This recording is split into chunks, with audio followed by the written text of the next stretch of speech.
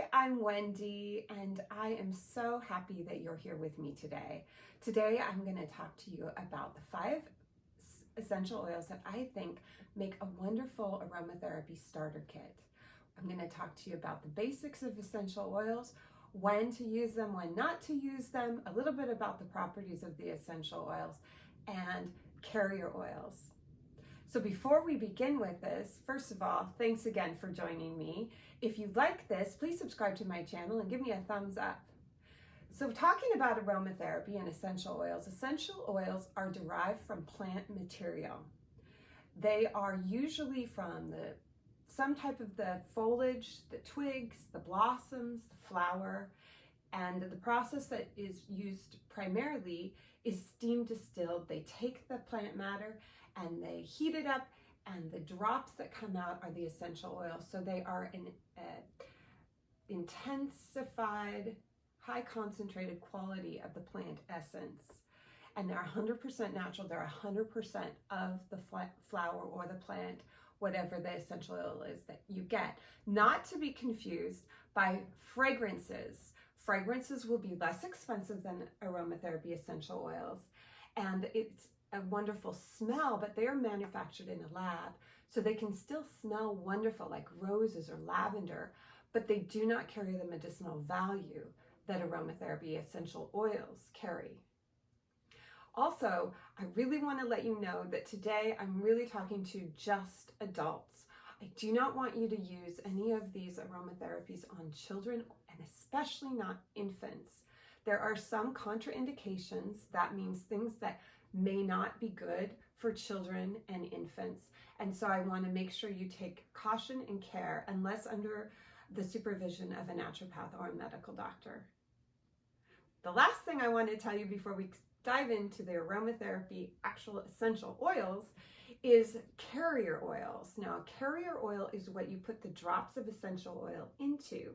Some great carrier oils are sweet almond oil, grapeseed oil, avocado oil, sunflower oil, and possibly even olive oil and coconut oil. Olive oil can be a little bit fruity in itself, so you may not always want to use that.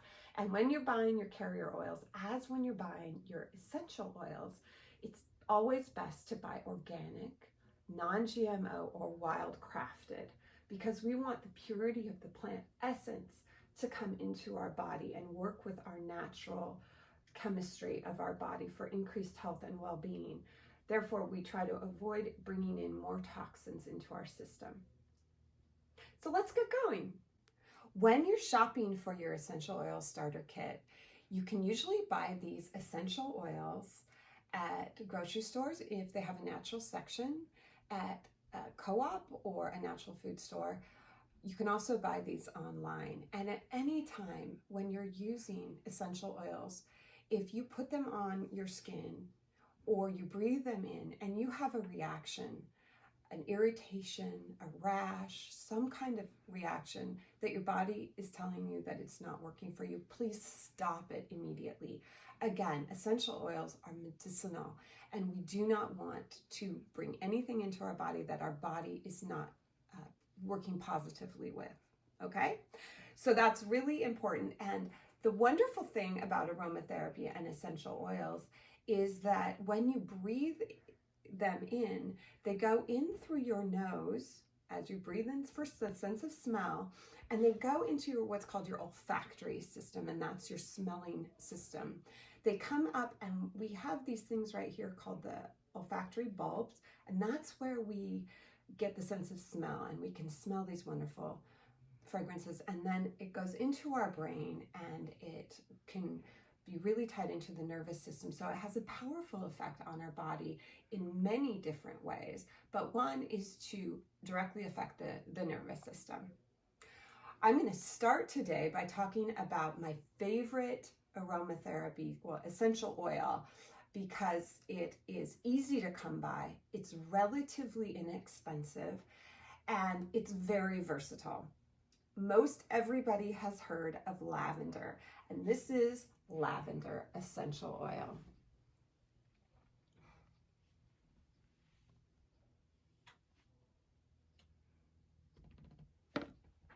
lavender essential oil is used for burns. It's a great for burns and skin if you use it in a carrier oil. It's great for balancing the central nervous system. It's a sedative, so it sedates, so it's great for sleep.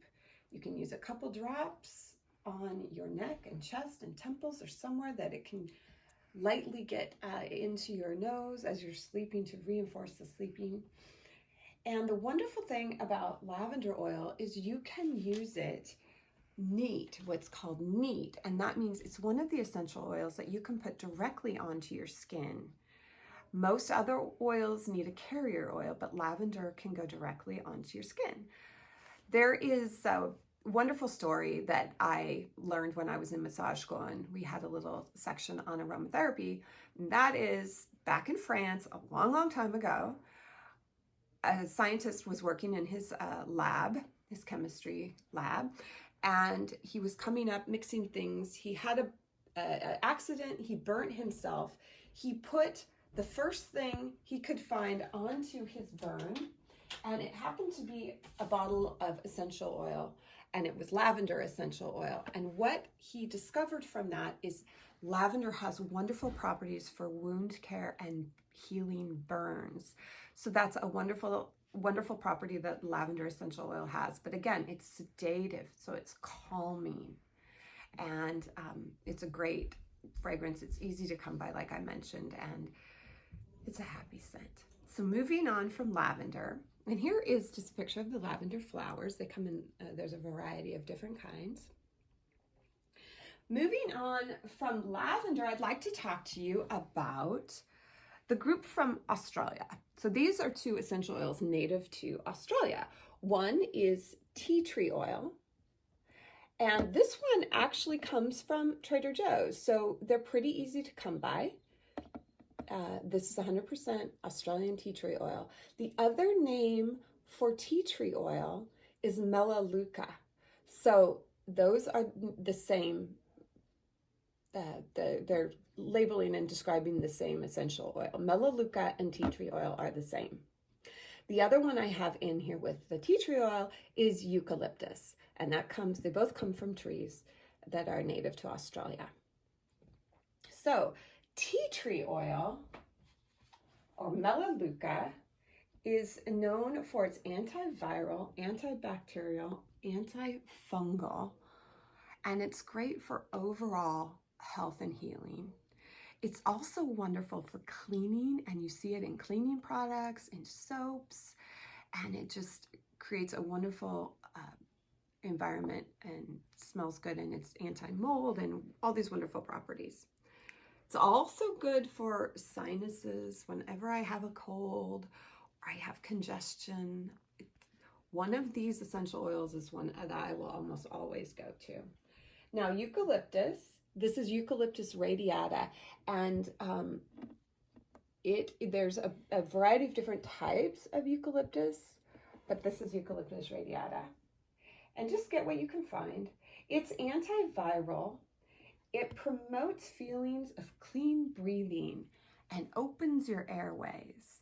It's great if you're congested, you have sinus issues, you can smell it, breathe it in. You can rub it on your chest with a carrier oil to create opening, and it just helps get the gunk out and helps you feel and breathe better. Now, tea tree oil and eucalyptus, they should not be ingested, so that do not take them internally, especially tea tree oil. Eucalyptus is also an anti-inflammatory, so it reduces inflammation and it helps the respiratory system by dilating the blood vessels and allowing oxygen into the blood and lung and airways. Next up is geranium. Geranium is a beautiful essential oil. It may be a little bit harder to find. but it's a great, wonderful kind of rosy green smell. So it's more of a floral notes to it, and it's a great addition to this. It has wound healing properties. It has antidepressant qualities. It's an antiseptic. It reduces anxiety and reduces stress. It's cell regenerative, so it is often found in cosmetics and applications for the face and skin care regime. And it also is an adaptogen. And what an adaptogen means is that it adapts to what your body needs on a cellular level. So there's a few of adaptogens in the herb world and plant world, and this is one of them. And this is what the scented geranium leaf looks like. So if you find one of those and you crush it up, it has a wonderful smell that you'll find in the essential oil as well. And I did a little talk on one of my 5 favorite house plants, and geranium was in there. So if you're interested in finding a little bit more out about geranium, go back and look at that. Again, subscribe to my channel if you like what you see. Thanks so much for being here. We're going to move on from geranium to peppermint. Now, most everybody knows what peppermint smells like, and here's some peppermint leaves. And peppermint is a stimulant. It wakes us up, it excites us, whereas lavender was a relaxant, a sedative for the nervous system. Peppermint is a stimulant, so it gets us up, it gets us moving. It's anti-nausea. And just smelling it just makes you go, it helps the digestive system to slow down and heal and feel refreshed and renewed. And it's great for anti-nausea and calming effects. It has calming effects on the whole body.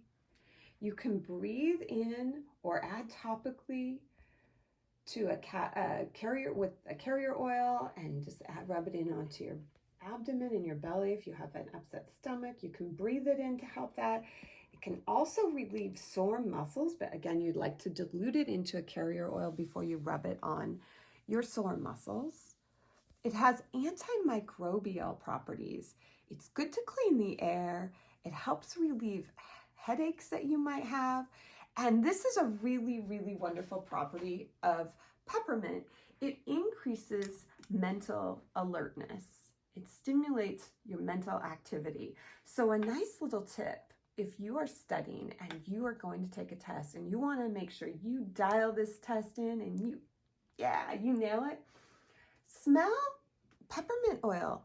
Give a little smell now and again while you're studying, and then have it near you when you're taking your test. And smelling that will increase the fact of everything that you've memorized and learned, will increase your retrieval of that information. And hopefully the point is to increase your aptitude on your test and give you a great result from what you have been studying.